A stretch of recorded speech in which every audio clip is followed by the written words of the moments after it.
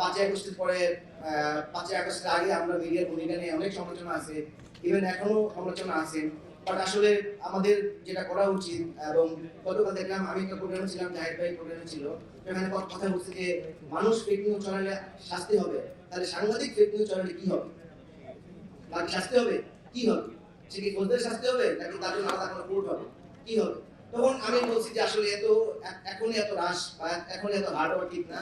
আমার মনে হয় যে সাংবাদিকদের আসলে একটা সেলফ রিয়ালাইজেশন দরকার, যেটা আসলে পলিটিক্যাল পার্টিও এটা আয়োজন করতে পারে। আসলে যে আমরা একটা সময় প্রেশারে হোক বা ভুলে হোক ঠিক হোক, আমরা আসলে রোল প্লে করছি ইন টার্মস অফ এই অপারেশনটার একটা মানে লার্জার সিনারিওতে যাওয়ার জন্য।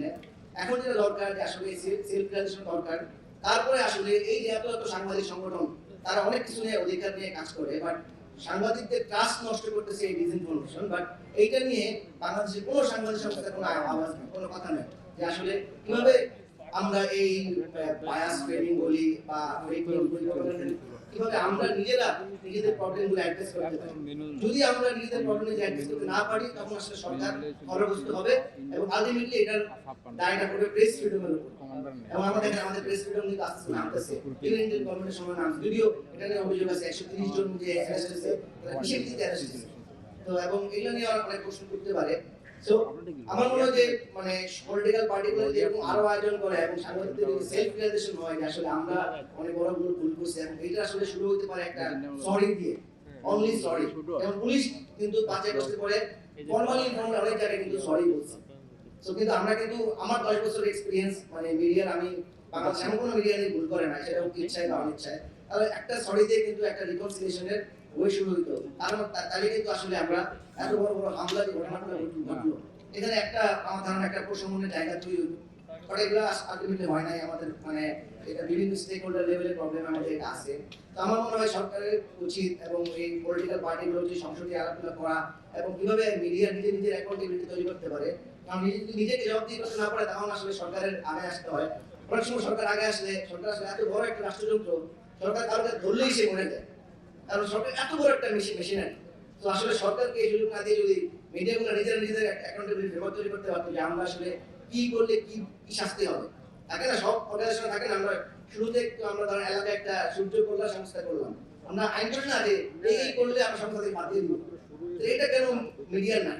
মিডিয়া কি করতে পারে এরকম একটা সংস্থা যে আমরা নিজেরা বসে ঠিক করলাম এই জিনিস করলে আমরা ধরবো, আমরা একটা ট্রাস্ট ইনডেক্স করতে পারি। আসলে মিডিয়াকে মানুষ কিভাবে দেখে, ট্রাস্ট কোন লেভেলে আছে, কি সমস্যা। এই যে নোয়াব আছে, অ্যাডকো আছে, বড় বড় সংস্থা এখানে আছে, তারা শুধুমাত্র কি মালিকের হয়ে নেগোসিয়েশন করার জন্য তারা আছে, নাকি তাদের আরো অনেক রোল প্লে করা উচিত মিডিয়াতে? আমাদের যেমন আমরা যখন ফ্যাক্ট চেকিং ট্রেনিং করাই বিভিন্ন ইউনিভার্সিটিতে, আমি ইউনিভার্সিটিতে পড়াই অনেক সময়, ওখানে আমরা বলি যে তোমরা মানে মেইনস্ট্রিম মিডিয়া ফলো করবা, তখন তারা আমাদের উল্টো প্রশ্ন হয়ে যায় মেইনস্ট্রিম মিডিয়া তো আরো বায়াস, কিসের কথা বলে? তো এটা তো আমাদের জন্য প্রবলেম। আমরা যখন মানুষকে কি জবাবটা দিব, কি করা উচিত তাদের। তো আমার এই জায়গায় মনে হয় যে মানে আমাদের আসলে মিডিয়ার আমরা যখন ওই যে এখানে যেমন প্যানেলের নাম ছিল মত প্রকাশ স্বাধীনতা, তো আমার কাজটা আরেকটু ব্যাক এন্ডে, মানে মত প্রকাশ করতে হলে আসলে আপনাদের তো একটা ইনফর্ম ডিসিশন থাকতে হবে। আপনি যখন কোনো মত প্রকাশ করবেন, আমি একটা ছোট একটা এক্সাম্পল দিই। একটা নারী সংস্থা একবার একটা স্টেটমেন্ট দিল যে লালমনিরহাটে এক ডিসির উপরে হামলা করছে কারণ উনি হিজাব পরেন এই জন্য। একটা নারী সংস্থা, বিখ্যাত নারী সংস্থা বাংলাদেশে, আসলে পুরো ব্যাপারটি বোগাস। উনি আসলে নিজে মজুমদারের বিরুদ্ধে এই স্টেটমেন্ট দিচ্ছে।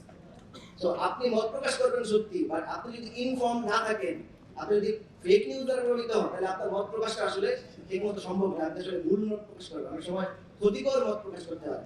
তো এই জায়গায় আসলে সিভিল সোসাইটি বলে আমরা বা পলিটিক্যাল পার্টি, দেখুন আমি দেখতেছি অলরেডি সংসদে ফেক নিউজ করানো হচ্ছে। আমার ধারণা মানে এইটা নিয়ে মানে আমরা যদি এখন ধরি, তাহলে আবার মানে আমরা সময় ছাড় দিচ্ছি, আমরা সময় করতেছি, বাট যদি সংসদ নিয়ে একটা ইনস্টিটিউট তৈরি হয়, সংসদের কথা ফেক